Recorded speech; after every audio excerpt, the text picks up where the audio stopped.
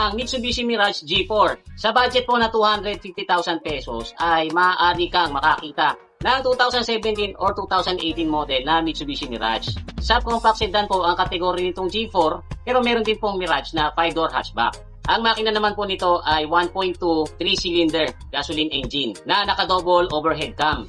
Kaya po niya magbigay ng 78 horsepower at ng 100 Newton meters of torque.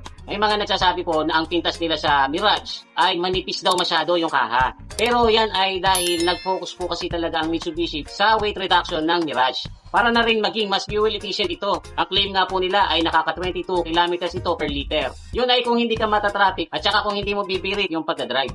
Anyway, kahit naman po kasi manipis ang kaha niyan, lahat naman po kasi ng sasakyan natin ngayon, bago yan ilabas sa market, kailangan niyang pumasa sa mga safety test. In fact, itong Mitsubishi Mirage G4 ay nakakuha ng 4-star rating sa NCAP safety test.